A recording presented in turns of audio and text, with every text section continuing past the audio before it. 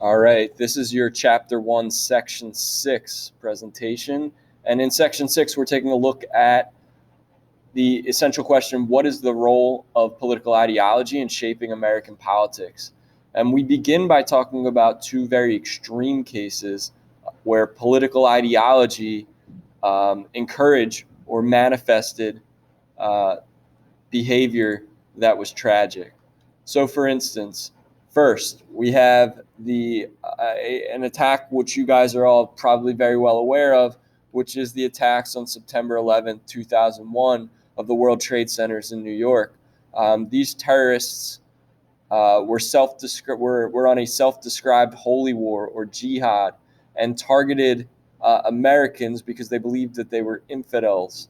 And so it can be a little bit more complicated than that, but the reason that they're on this presentation is because political ideology, as we're going to see, is something that drives behavior, and political ideology can encourage extreme and dangerous behavior as it did on that day. But there's another terrorist attack, which you guys probably are less familiar with, and that is the attack on the Murrah Federal Building in Oklahoma City, the so-called Oklahoma City bombing, which was orchestrated by a gentleman named Timothy McVeigh. Timothy McVeigh and his co-conspirators expressed their neo-Nazi hate with that terrorist attack. The anti-government extremists, like Timothy McVeigh, hold the U.S. government in contempt and profess a hatred of Jews and others they believe are inferior ethnic groups and races. Even beyond the racist factor, these groups are very anti-government, and one of the things that motivated Timothy McVeigh was actually the Waco compound disaster, which, if you're not familiar with that was the government going after a cult leader, but it ended up causing a fire that killed children and other people, and was sort of a PR disaster. Timothy McVeigh was actually in Waco during the standoff with the FBI and ATF. Political ideology are a coherent set of values and beliefs about the purpose and scope of government held by groups and individuals.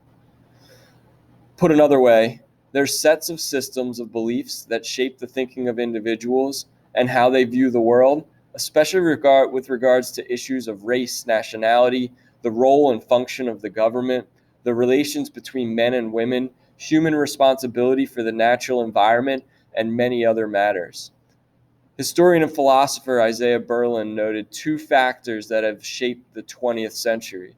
The first, he said, was science and technology. The second was ideological battles. And when we're talking about ideological battles, we can look at things like totalitarianism, extreme nationalism, for instance, the Nazis and the Japanese during World War II, racism, and religious bigotry. But ideology does have a function, and it is important, and not all ideologies are extreme. It holds four major functions, the first being explanation, provides reasons for why social and political conditions exist from the viewpoint of the ideology. Evaluation, it can provide standards for evaluation of social conditions and political institutions and events. Orientation, ideologies provide individuals with an orientation towards issues and a position within the world. And then political program. Ideologies help people make political choices and guide their political actions. So what are the things that help people identify their own political ideology?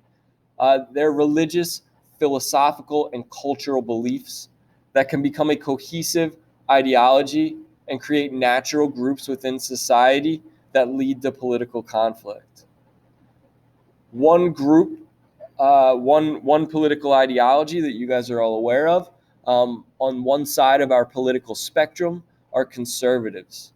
Conservatives, from a definitional standpoint, are people who believe that government is best that governs least, and that big government should not infringe on individual, personal, and economic rights. Traditionally, local and state over federal. In other words, they believed in local rule, fiscal responsibility through balanced budgets. However, in the 1970s, a group started to emerge from the conservative American political ideology, and that group becomes known as the social conservatives. They were motivated oftentimes by evangelical groups or the groups known as the religious right. And they've had an increasing effect on politics and policies in the U.S. They are people who believe that traditional moral teachings should be supported and furthered by the government. They believe that government should be active, should take an active role in stopping the moral decay of society and support moral teachings in places like school, as well as other government institutions. They believed that the government should should intervene to regulate sexual and social behavior. For instance, this group of people consistently has resisted abortion rights, and while the fight was still going, resisted the adoption of same-sex marriage laws and action through the courts seeking to make same-sex marriage legal. They sort of lost that second battle with Obergefell, which we'll talk about later in the year, a Supreme Court case. But on the abortion front, that fight is ongoing, and at the moment, the social conservatives seem to be making headway. Liberals. Liberals are the other side of the political spectrum. They are people who favor government involvement in the economy and in the provision of social services, and who take an activist role in protecting the rights of women, the elderly, minorities, and the environment. That's the book definition. It suggests that this is the U.S. modern liberal. It's arguable that their definition of the conservative has sort of changed, and it sort of intertwines the conservative and the social conservative in modern times. But this is what the book suggests is the modern U.S. liberal.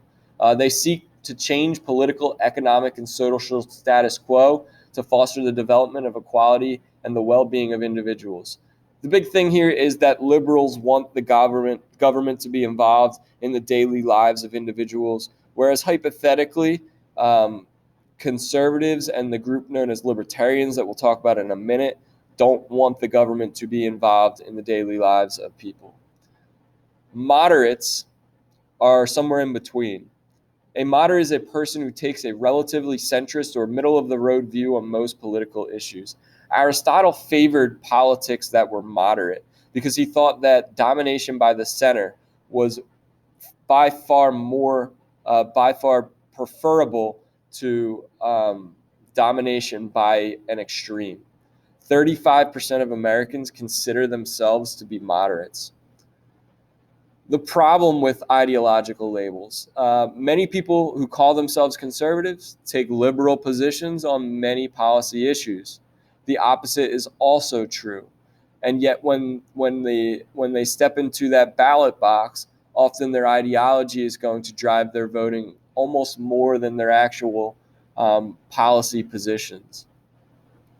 And then libertarians, these are people who believe in limited government, and they believed in non-governmental interference in personal liberties. So they're more like a traditional conservative who, but even more to an extreme when we talk about limited government. They want very small government, and they don't want the government being involved in their in daily individual lives at all. All right, we're going to go right into Section 7 because Section 7 is pretty short. But we're going to take a look at how have American attitudes towards and expectations of government changed. Politics, according to some political philosophers and political scientists, is the study of who gets what, when, and how, or how policy decisions are made. The process is deeply affected by the evolving nature of American citizenry. We talked about that earlier, how the people, the demographics of the country are changing, and how beliefs are changing over time. The political ideologies of those in control at all level also impacts who gets what, when, and how. Still, political culture continued to bind citizens together. For instance, many Americans still believe in the American dream, an American ideal of a happy, successful life, which often includes wealth, a house, a better life for one's children, and for some, the ability to grow up and even be president. 41% of Americans believe that they have achieved this American dream, and 31% of Americans believe that they will, in time, achieve that dream. For the first 150 years of our country, the federal government had few responsibilities.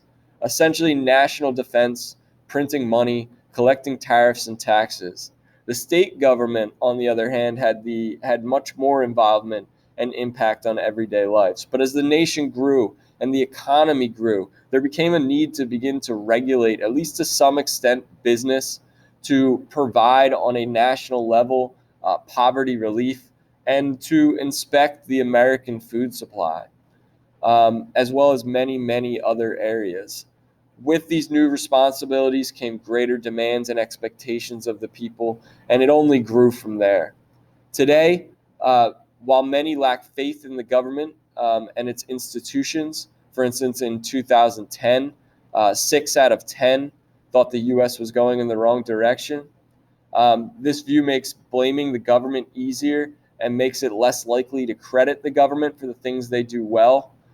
For instance, the high standard of living in the United States. Um, Despite that, the government is very involved in things that you do every day. Just in one morning, for instance, they determine when you wake up in terms of what time is it through time zones, what you listen to on the radio or watch before you leave by controlling and regulating the airways, when you brush your teeth, whether there's fluoride in your water, when you're eating breakfast, the quality of the food that you're eating. The government is involved in all of these things. So the current dissatisfaction with the government may just be a phase that's taking place as the American body politic seeks to define its expectations of government as it evolves. So we've been talking about the evolution of the American government and or the American electorate and the demographics of America. Well, we may be in a transition period where the people's expectations of the government and the government institutions which currently exist are sort of in conflict, and that's why there's a dissatisfaction. But as that changes, people may begin to take a more positive view of government again. And that's it for section 6. So at this point, you're going to want to go back and answer the 2 essential questions, first for section 1.6 and then for section 1.7. So essential question for section 6 was, what is the role of political ideology in shaping American politics? And for section 7, how have American attitudes towards the expectations of government changed?